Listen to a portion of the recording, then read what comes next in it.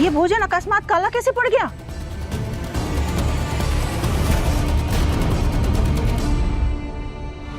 मेरा अनुमान सत्य निकला काकराज, और लक्ष्मी भी इस घर पर आ चुकी है।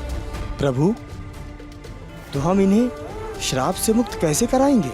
उसके लिए तो हमें धान्य लक्ष्मी को प्रसन्न करना होगा काकराज, किंतु उससे पूर्व हमें इनके लिए भोजन का प्रबंध करना होगा।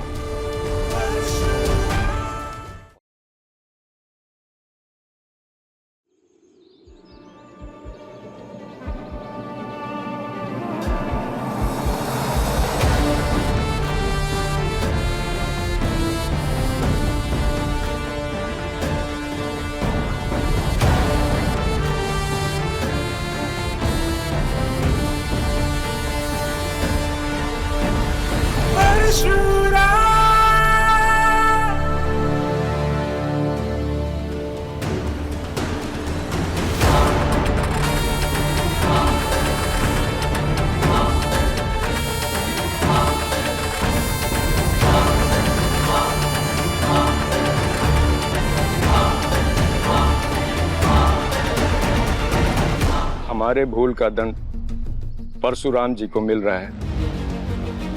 देखो कैसे बैलों की तरह जुट कर हमारे खेत में हल चला रहे हैं।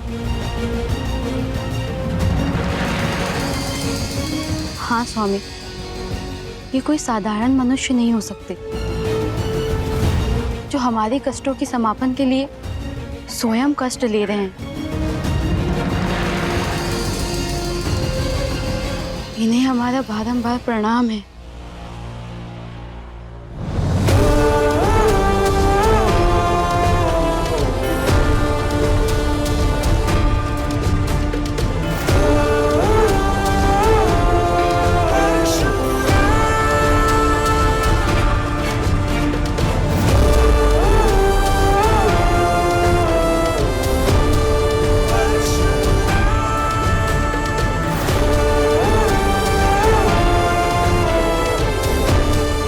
इसके उपरांत हम प्रतिदिन सर्वप्रथम माता धान्य लक्ष्मी को नमन किया करेंगे ताकि वो फिर से हमसे रुष्ट न हो।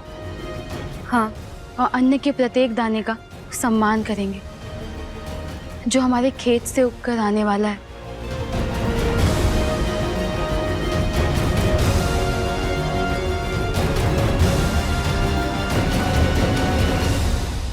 आपके खेत में बीज तो बो दिए, अब कुछ समय के पश्चात यहां से आपको अन्न भी आने लगेगा, किंतु स्मरण रहे तब तक श्राप को समाप्त करने के लिए धान्य लक्ष्मी को प्रसन्न करते रहना होगा आपको। हाँ प्रभु, हम अपनी पूजा और प्रार्थना से उन्हें दिन रात मनाने का प्रयास करते रहेंगे। हम आपका ये उपकार कदापि नहीं भूलेंगे प्रभु। आप अपने पसीने से हमारे खेतों को सींच कर हमें अन्न प्रदान करने जा रहे हैं। इस खेत को तो इंद्रदेव अपनी वर्षा से सींचेंगे जगतलाल जी। मैंने और काकराज जी ने तो बस थोड़ा सा परिश्रम किया है।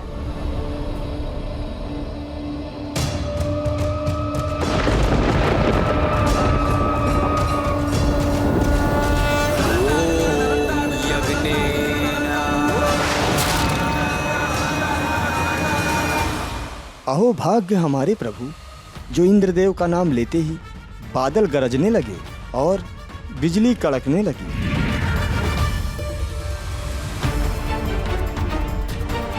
हे परशुराम, आपने इन श्रापित व्यक्तियों के खेत पर हल तो चला लिया, किंतु देवराज इस खेत को सींचने में असमर्थ है।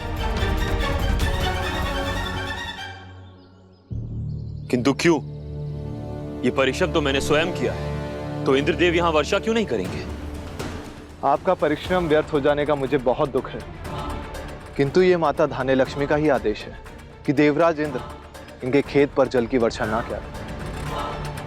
यदि देवराज ने यहाँ जल की वर्षा की तो धान्य लक्ष्मी के प्रकोप से इस गांव में अकाल भी पड़ सकता है। अतः मैं क्षमा चाहता हूं।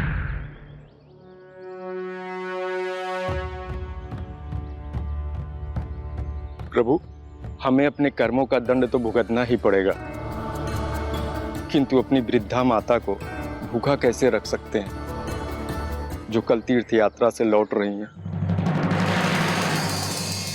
हम तो अपने हाथ से उनको भोजन बना के भी नहीं खिला सकते, क्योंकि हम जैसे ही अन्न को छूते हैं वो घास पत्ते बन जाते हैं। प्रभु, हम तो घास पत्ते खाकर अपना जीवन व्यतीत कर देंगे, लेकिन उनको क्या खिलाएंगे जिनका कोई दोष नहीं? यदि उनको हमारे श्रापित होने का पता चल गया तो वो तो अपने प्राण ही दे देंगी। हे सबके दुख हरने वाले प्रभु परशुराम जी, प्रभु कुछ ऐसा उपाय कीजिए कि इनकी माता को भोजन भी मिल जाए, और जब तक ये दोनों श्राप से मुक्त ना हो तब तक इनकी माता को ज्ञान भी ना हो। आप लोग चिंता ना करें, जब तक आपकी माई यहाँ रहेंगी मैं और काकराज स्वयं अपने हाथों से उन्हें भोजन कराएंगे। आपका बहुत बहुत धन्यवाद प्रभु। आपको कोटि कोटि नमन है।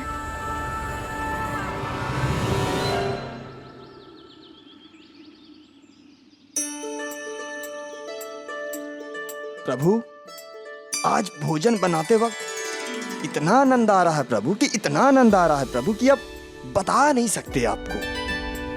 प्रभु, कुछ आदेश है तो बताइए मेरे लिए। काकराज, इस जल के गर्म हो जाने के पश्चात आप इसमें ये अन्न डाल दीजिएगा। प्रभु, ये तो वही अन्न है ना जो जगत सेठ के खलियान से लाए थे? देखा प्रभु, काकराज को सब स्मरण रहता है। हाँ काकराज, किंतु आपको यह भी स्मरण है ना कि जगतलाल जी की माता शीघ्र ही आती होंगी, और मैंने तो सुना है कि उन्हें कान पकड़ने की आदत है। कान तो मैं उसके आज ही उखाड़ लेती, बच गया मेरे हाथों से। अब मुझे ये सड़े हुए कदली देकर वो अधिक समय तक बच नहीं पाएगा। छोड़ूंगी नहीं इसे। प्रभु, ये तो कान उखाड़ने की बात कर रही हैं। कहीं ये जगन सेठ की माता तो नहीं? कदाचित प्रतीत तो यही होता है काकराज, किंतु शांत रहिए काकराज, वो इसी ओर आ रही।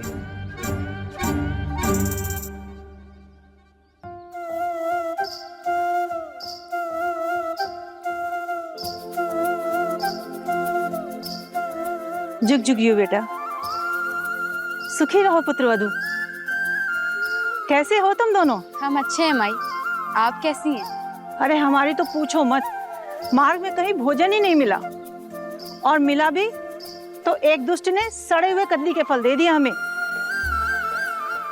पर लौटते समय मैं उसे देख लूंगी, किंतु भोजन के बिना एक पग चलना कठिन हो रहा है। बहू, तू एक कार्य करे तो अति शीघ्र मेरे लिए कोई चटपटा व्यंजन बना के ले आ। भोजन बन रहा है माई, वो देखिए।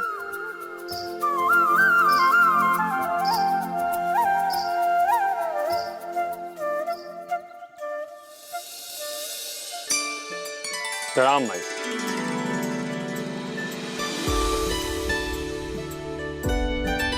हमारे जाते ही तुम दोनों ने दो दो रसोइये रख लिए। अच्छा है, अब हम इनसे भांति भांति के व्यंजन बनवाएंगे। माई ने तो प्रभु को रसोइया बोल दी, अब क्या करेंगे?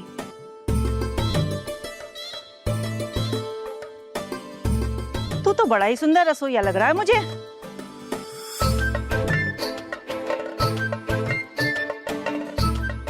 किंतु ये विचित्र प्राणी कौन है? माई, ये पक्षीपुरम के बहुत प्रसिद्ध रसोइया हैं।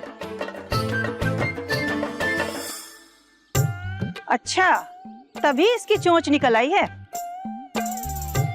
किंतु ये भोजन और पकवान बहुत स्वादिष्ट बनाते हैं। जब तक मैं खाऊंगी नहीं तब तक बताऊंगी कैसे? ला, तनिक चखा मुझे, मैं भी तो देखूं कैसा बना है। सब आपके ही रुचि का बन रहा है माई, आप भीतर चलिए। चलिए माई, आपको कुछ ही समय में भोजन मिल जाएगा। पक्षीपुरम जी, तनिक खाना सही से पकाना। हाँ, बना रहा हूँ। प्रभु, मेरी माई की ओर से मैं आपसे क्षमा चाहता हूँ प्रभु। उन्हें तनिक खुले मन से बात करने की आदत है। कोई बात नहीं जगतलाल जी, माई तो माई होती है। आप उनका ध्यान रखिए, हम दोनों भोजन बना के लाते हैं। धन्यवाद प्रभु।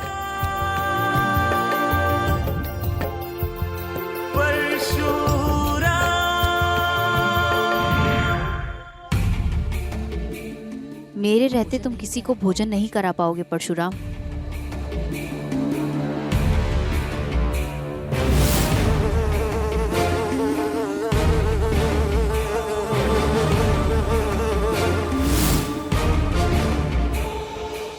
काकराज, जी प्रभु। अब इस पात्र में अन्न डाल दीजिए। जी प्रभु। अभी तो इस समस्या का समाधान हो जाएगा, किंतु शीघ्र ही मुझे जगतलाल और उनकी पत्नी को शाप मुक्त करवाने का उपाय भी ढूंढना होगा।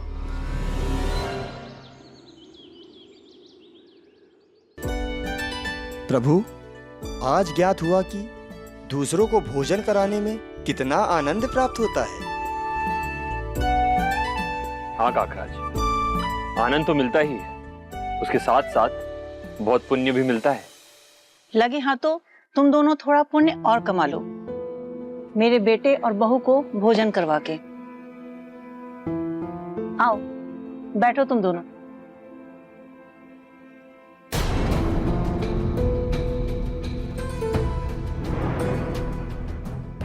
वो आज हमारा उपवास है न माई। है? आज किस दिन का उपवास रख लिया तुम दोनों ने?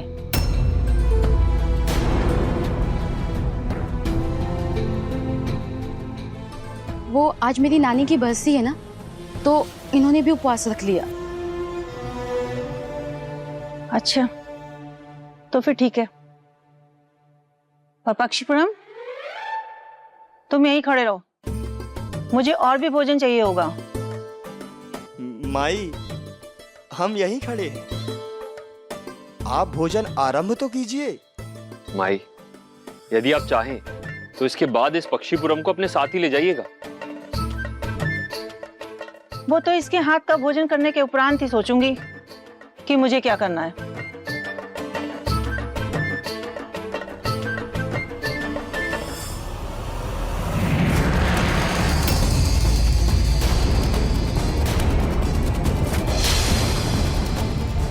ये भोजन अकस्मात काला कैसे पड़ गया?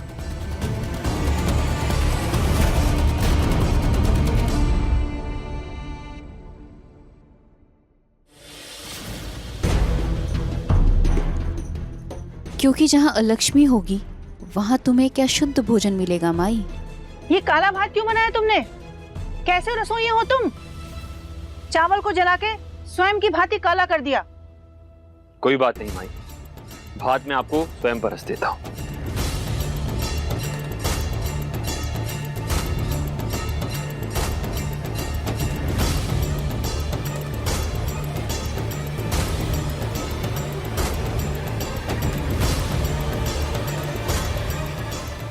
लीजिए माई, ग्रहण कीजिए।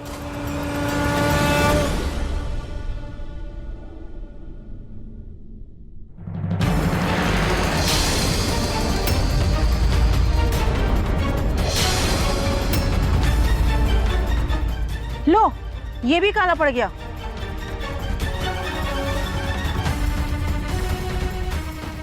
अकस्मात भोजन काला कैसे पड़ रहा है? बहू, ये दोनों तो किसी कार्य के नहीं है। जाओ, तुम अपने हाथों से मेरे लिए भोजन बना के लेके आओ।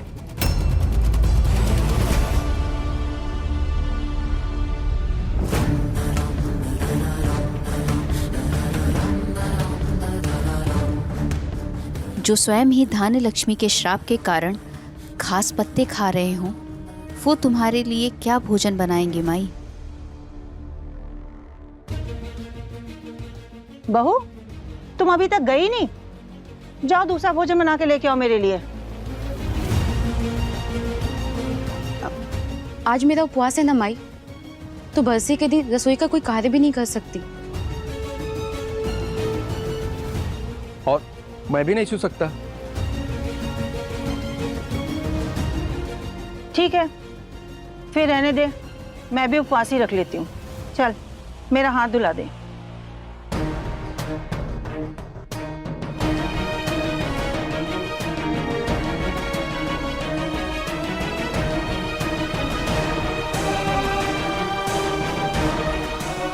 प्रभु, ये कैसी विचित्र पहेली है? अकस्मात ये भोजन काले कैसे पड़ गए? मुझे लगता है इस घर पर भी अलक्ष्मी का वास है और ये सब वही कर रही है।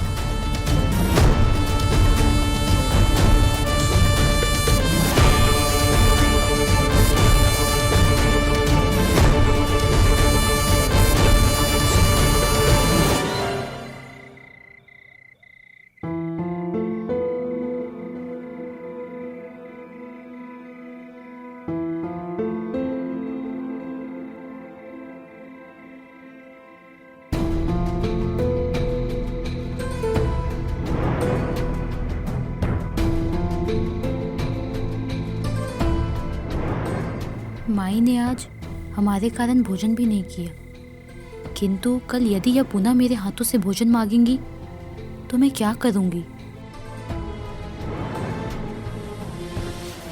यदि ऐसा ही चलता रहा तो आज नहीं तो कल माई को हमारे श्राप के बारे में पता चल ही जाएगा।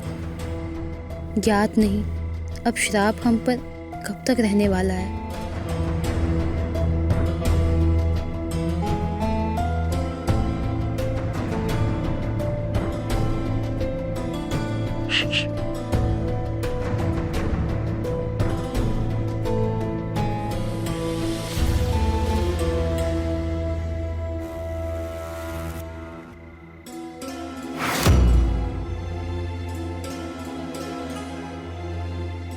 सुगंधवती, हमारे भोजन का समय हो गया है। माई तो गहरी निद्रा में है ना, अन्यथा यदि वो जग गई तो हमारा सारा भेद खुल जाएगा। जी स्वामी, वो नहीं जगेंगी, आप चलिए। चलो।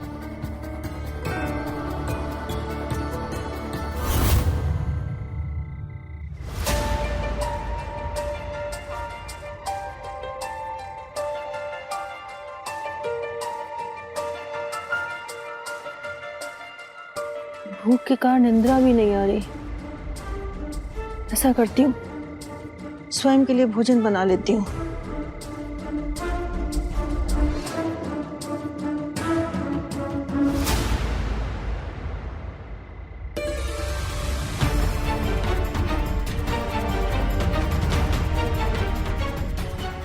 अनाज की हांडी में घास पत्ते?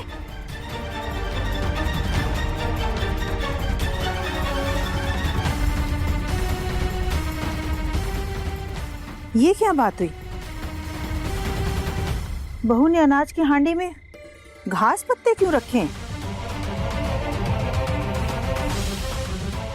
अभी पूछती हूँ।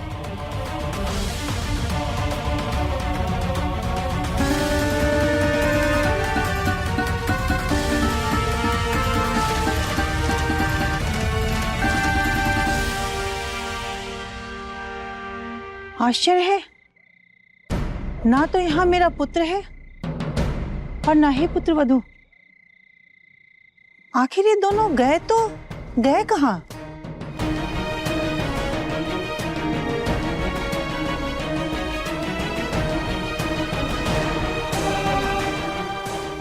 वो रहे,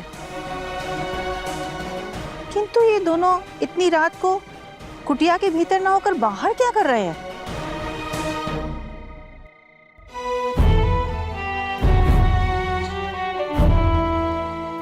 माता धान्य लक्ष्मी हमें ऐसा श्राप देंगी कि हम ये घास पत्ते खाने पे विवश हो जाएंगे। ऐसा कभी सोचा नहीं था सुगंधवती। हाँ स्वामी, कदाचित हमसे बहुत बड़ी भूल हो गई है। अगर इस श्राप के बारे में माई को पता लगा तो फिर क्या होगा?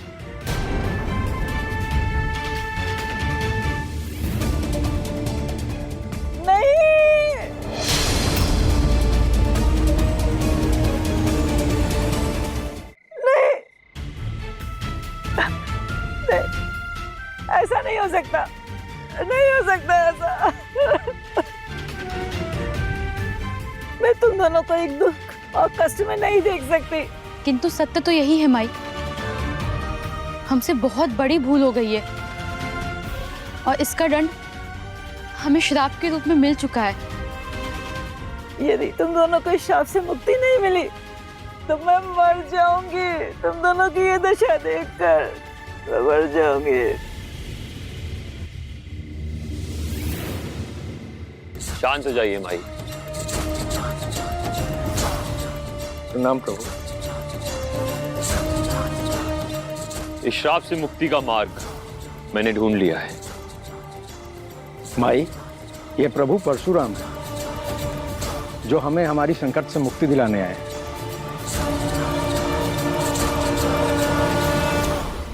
प्रभु, अब आपका ही सहारा है। कृपया कोई उपाय करके मेरे पुत्र और पुत्रवधू को इस शाप से मुक्ति दिलवाइए प्रभु। चिंता ना करें माई, मैं इनके लिए अवश्य प्रयास करूंगा।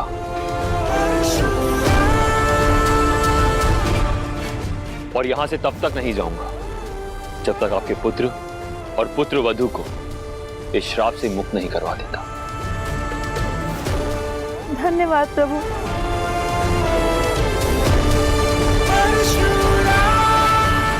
तो परशुराम अब धान्य लक्ष्मी को प्रसन्न करने वाला है। यदि वो प्रसन्न हो गई तो मुझे फिर से यहाँ से जाना होगा, किंतु इस बार मैं ऐसा होने नहीं दूंगी। कुछ ना कुछ उपाय अवश्य करूंगी।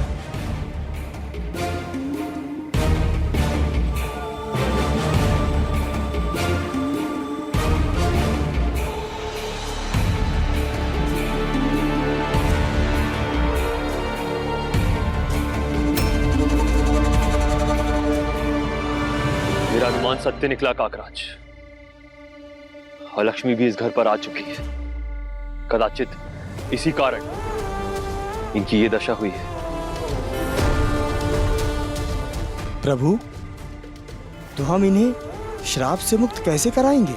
उसके लिए तो हमें धान्य लक्ष्मी को प्रसन्न करना होगा काकराज, किंतु उससे पूर्व हमें इनके लिए भोजन का प्रबंध करना होगा।